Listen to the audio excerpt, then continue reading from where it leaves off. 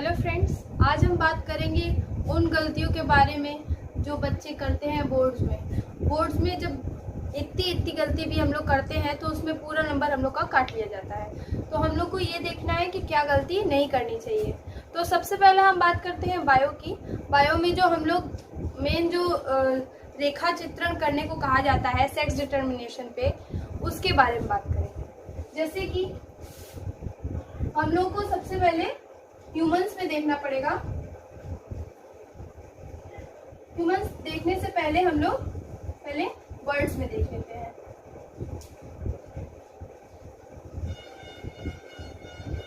Birds में sex determination कैसे होता है? तो जो जेड से हम लोग डिनोट करते हैं, तो ये जो जेड है ये मेल होते हैं, और जेड डब्ल्यू जहां भी ये डब्ल्यू आएगा वहां फीमेल की बात हुई है। तो जब ये हम लोग ये जान जाएंगे तो फिर उसके बाद इसका हम लोग को रेखा चित्रण करना पड़ेगा। तो चलिए हम लोग करते हैं।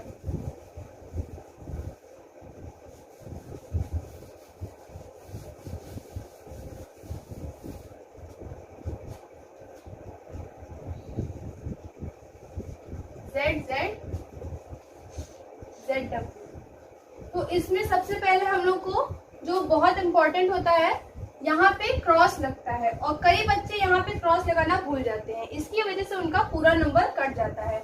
और जब यहाँ पे आपने लिख दिया है तो ये क्या है, मेल है या फीमेल है, ऊपर आपको डिनोट करना पड़ेगा। ठीक है, मेल आप शब्दों में भी लिख सकते हैं, पर साइन ज्यादातर यूज करना चाहिए, टाइम बचता है इससे। और ये क्या है, हमारी पेरेंट जनरेशन है, तो यहाँ आप पूरा लिख सकते हैं या आप पी लिख सकते हैं, P1 जनरेशन लिख सकते हैं। ठीक है, अब इसमें हमें सबको पता है कि अब यहाँ पे गैमेट्स बनेंगे। तो ये जेड डब्ल्यू। तो जब ये चीज हम लिख लेंगे तो यहाँ पे हमको क्या करना पड़ेगा, लिखना पड़ेगा गैमेट। ये सब पॉइंट्स जो होते हैं, जो बच्चे नहीं लिखते हैं ये चीज, और ये नीचे भी अभी लिखा जाएगा, उसी की वजह से नंबर कटते हैं। तो जब अब इसको हमें गैमेट्स मिल चुके हैं, तो अब हमें इन्हें जाइगोट में कन्वर्ट करना है। तो ये यहाँ से ऐसे मिलेगा, तो ये क्या हो गया, जेड। फिर इस जेड को हम डब्ल्यू से मिलाएंगे, जेड डब्ल्यू। फिर इस जेड को इस जेड से मिलाएंगे, जेड। फिर इस जेड को इस डब्ल्यू से मिलाएंगे। तो फिर उसके बाद अब देख सकते हैं कि यहाँ पे हमें जाइगोट मिल चुका है। यहाँ पे जाइगोट मिल गया है, तो इसे हम क्या कहते हैं, F1 जनरेशन। ये हमारी कौन सी जनरेशन है, F1 जनरेशन। अगर आपने मेंडल्स लॉ नहीं पढ़ा है तो नेक्स्ट वीडियो हम लोग मेंडल्स लॉ पे बनाएंगे, उसको आप जरूर देखिएगा। उसके हिसाब से आप समझ जाएंगे F1 जनरेशन क्या होती है, पेरेंट जनरेशन में क्या होता है, उसके बारे में हम बताएंगे। पहले आप ये बोर्ड के लिए बहुत इंपॉर्टेंट है, इसलिए इसे पहले जान लेना चाहिए। तो ये F1 जनरेशन हो गया। क्वेश्चन में क्या पूछता है, क्वेश्चन में ये पूछता है कि अगर उसका वर्ड्स का सेक्स डिटर्मिनेशन होता है तो उनमें जो जाइगोट का रेशियो होता है वो क्या होगा। जाइगोट का रेशियो हम जाहिर सी बात है देख सकते हैं, जेड 50% जेड मिला है हमें। ठीक है, और 50% जेड डब्ल्यू मिला है, यानी कि जेड यानी मेल, जेड डब्ल्यू माने फीमेल। तो इसका रेशियो क्या निकलेगा, 1:1। ये बहुत इंपॉर्टेंट है। जब इसमें आपसे पूछा जाएगा कि रेशियो क्या निकलेगा, तो आपको ये रेशियो लिखना पड़ेगा। और रिजल्ट में जैसे हमने ये रेखा चित्रण किया है, इसको आपको शब्दों में भी लिखना पड़ेगा। और शब्दों में लिखने के लिए तो किसी को बताना नहीं पड़ता है, शब्द तो अपने से ही आपको लिखने पड़ेंगे। ठीक है, अब इसके बाद हम लोग बात करते हैं कीटो में क्या होता है। तो अब हम देखते हैं कीटो में, यानी कि ऑर्थोपोड्स में कैसे होता है। ठीक है, आपको ये हम बता दें कि ये जो क्वेश्चंस हम बता रहे हैं, ये आपका बोर्ड्स में 15 मार्क्स कवर कर सकते हैं। हर पेपर के सेट में अलग अलग तरीके से आपसे एक ही चीज पूछी जाती है। तो हमको 15 मार्क्स कवर करने के लिए ये जानना बहुत जरूरी है। अब कीटो में क्या होता है, जैसे हमने वर्ड्स में बताया था कि Z से डिनोट करते हैं, ठीक है। और कीटो में क्या करते हैं, X से डिनोट करते हैं, X O X X। तो में जो होता है O जो होता है ये हमेशा फीमेल के लिए दिखाया जाएगा और जो X होगा वो हमेशा मेल के लिए दिखाया जाएगा, ठीक है। चलिए अब इसका हम लोग क्रॉस कराते हैं। तो सबसे पहले यहाँ पे हम पूरा रेखा चित्रण कर लेंगे। X X X O, यहाँ क्रॉस लगेगा, ठीक है। ये क्रॉस लगाना हमें भूलना नहीं है, क्रॉस बहुत इंपॉर्टेंट है। तो X X मैंने क्या बताया था, मेल, X O फीमेल। अब इसका हमें क्या करना है, गैमीट फॉर्मेशन करना है। ये कौन सी जनरेशन हुई, पेरेंट जनरेशन। गैमीट फॉर्मेशन के लिए इसे हमें अलग अलग तोड़ना पड़ेगा, X X X O, ठीक है। ये क्या हो गया, हमारा गैमीट हो गया, ठीक है। अब इसे हम जाइगोट प्राप्त करते हैं। X को X से मिलाया, यहाँ हो गया X X, X को O से मिलाया, ये हो गया X O। फिर उसके बाद इस X को इससे मिलाएंगे, X X, इस X को इससे मिलाएंगे, X O, ठीक है। अब ये हमें क्या मिला है, ये F1 जनरेशन में हमें जाइगोट मिला है। इसमें भी देख सकते हैं रेशियो वही है, 50% मेल है, 50% फीमेल है। तो इसका रेशियो क्या होगा, 1:1। इसका रेशियो 1:1 होगा। इसको आप जरूर लिखिएगा, नहीं तो नंबर कट जाएंगे, और ये चीजें बिल्कुल मत भूलिएगा। अब हमें ह्यूमंस में देखना है।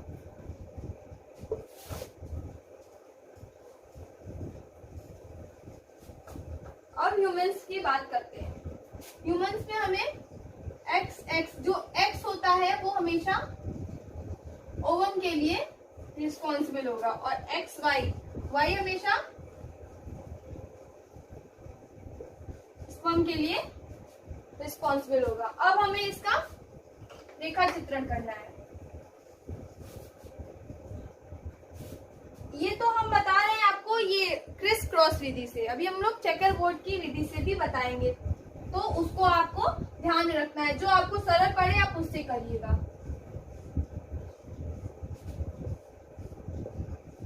ये क्या है, फीमेल, ये क्या है, मेल। यहाँ लगा क्रॉस, ये हो गई पेरेंट जनरेशन। गैमीट फॉर्मेशन,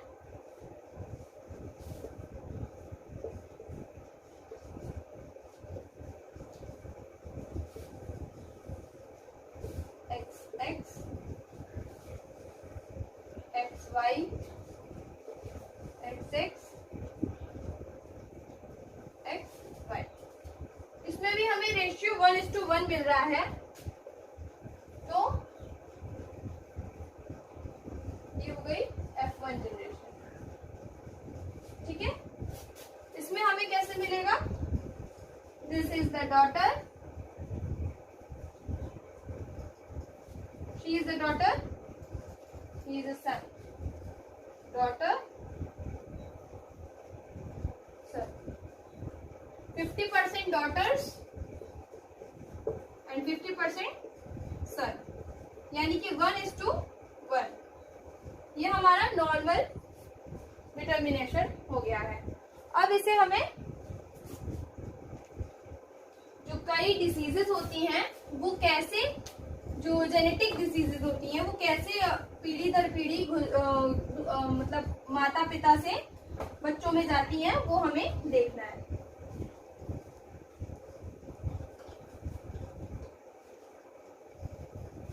सबसे पहले हम जेनेटिक डिसीज के बारे में बात कर रहे हैं। ना डिजीज है जो जिसके बारे में हमें बात करनी है, वो है कलर ब्लाइंडनेस, यानी कि वर्णांधता।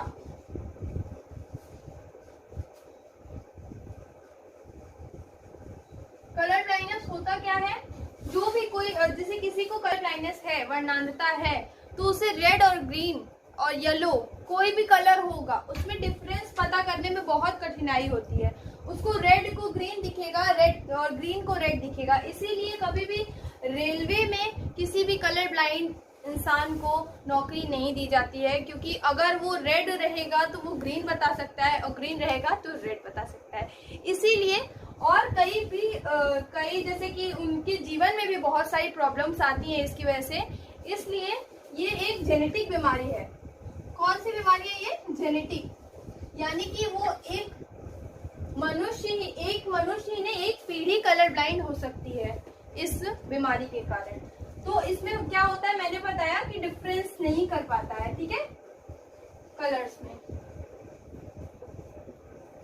डिफरेंस नहीं कर पाता है। अब इसमें क्वेश्चन क्या आता है हमारा, ज्यादा से ज्यादा 5 नंबर का क्वेश्चन आएगा और कम से कम 3 नंबर का। 1 नंबर में कभी आता नहीं है, 3 नंबर का अक्सर ही आता है। और 5 नंबर का जब आता है तो उसमें आपको पूरा बोलेंगे कि ह्यूमन में कैसे सेक्स डिटर्मिनेशन होता है, और इस एक जेनेटिक बीमारी का आप रेखा चित्रण करके दिखाइए कि जैसे कि बोल दिया गया किसी एबनॉर्मल मेल का अगर नॉर्मल फीमेल से शादी हो गई तो उसकी संतति जो होगी उसमें कलर ब्लाइंडनेस आएगी कि नहीं आएगी। तो हमको आज यही देखना है। जैसे कि आप देख सकते हैं पिछले साल 2020 में बायो के पेपर में आया था कि वर्णांधता क्या है यदि एक वर्णांध पुरुष का विवाह, वर्णांध पुरुष, जब भी वर्णांध की बात करे जाए और मेल हो तो वहां पे कलर ब्लाइंडनेस है तो हमें सी लगा देना है वाई पे, क्योंकि अगर इस पे लगाएंगे तो ये एक्स उधर भी जाएगा तो कोई फर्क तो पड़ेगा नहीं। मैंने पहले ही बताया है कि ये जिम्मेदार होता है मेल या फीमेल के लिए, ये वाला जीन।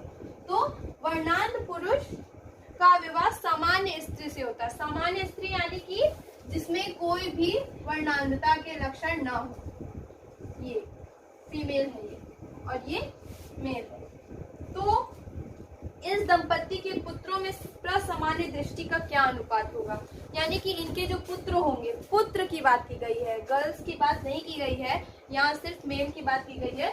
तो उनमें क्या होगा, उनकी दृष्टि कैसी होगी, चलिए हम लोग देखते हैं। सबसे पहले हम यहाँ क्रॉस लगा देंगे और यहाँ लिख देंगे पेरेंट जनरेशन, गैमीट फॉर्मेशन होगा।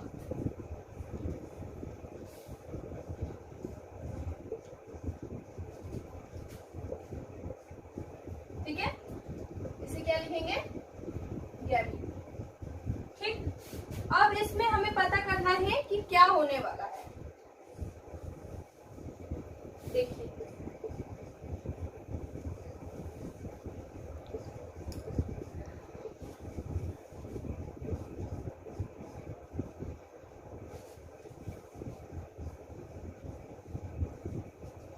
देख सकते हैं यहाँ पे ये F1 जनरेशन हो गई।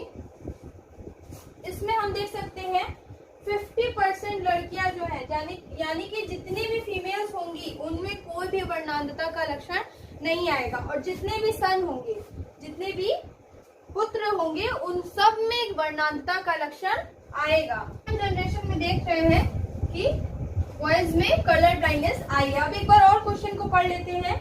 इसमें लिखा है इस दंपत्ति में पुत्रों में प्रसामान्य दृष्टि का क्या अनुपात है, यानी कि पुत्रों की बात की गई है।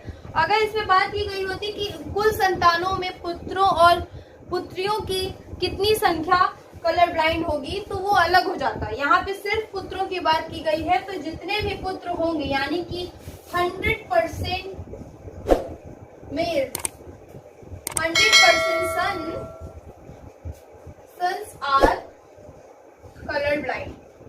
18 के पेपर में आया था कि एक वर्णांधता की वाहक स्त्री, वाहक यानी होता है कैरियर, कैरियर, जब कैरियर बोला जाए तो एक्स जो उसका ये वाला जो जीन होता है उसी पे सिर्फ कलर ब्लाइंडनेस का चिन्ह लगाएंगे आप, उससे ये रहेगा कि वो कैरियर है। अगर दोनों पे लिखा रहता है तो ये पूरी तरीके से कलर ब्लाइंड है। उसमें आया था कि एक नॉर्मल पुरुष से विवाह करती है तो उनके संतति में, उनके बच्चों में कलर ब्लाइंडनेस क्या हो, कैसे होगा, मतलब कितने बच्चों में होगा, तो ये हम लोग को देखना है। देखिए ये कैरियर है, और एक नॉर्मल मेल से शादी करेगी तो क्या होगा, चलिए देखते हैं। सबसे पहले क्रॉस लगाएंगे और ये हो गई पेरेंट जनरेशन। ये क्या है, मेल, और ये क्या है, फीमेल। ठीक, अब यहाँ होगा gamete formation.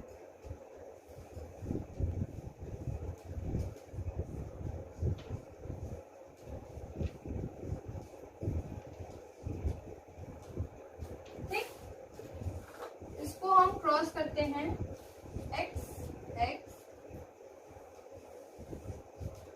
X Y X X and X. देखिए यहाँ जब सी लग गया तो ये अगर जहां भी ये वाई रहेगा यानी कि मेल्स का साइन रहेगा तो ये पूरी तरीके से वर्णांध माने जाएंगे। तो इसमें आइए देख लेते हैं, ये क्या है, नॉर्मल। 100 आउट ऑफ 100 में से देखते हैं कि कितने क्या मिले। यहाँ पे नॉर्मल फीमेल्स मिली, नॉर्मल 25%। ठीक है, ये क्या है, 25% मेल जो है, 25% जो है ये नॉर्मल मेल मिले। ठीक है, और यहाँ पे एक कैरियर गर्ल और एक पूरी तरीके से ब्लाइंड लड़का। तो यहाँ पे क्या लिखा है, 25% carrier female and 25% abnormal. Abnormal माने कि पूरी तरीके से ब्लाइंड। ठीक है, पूरी तरीके से कलर ब्लाइंड।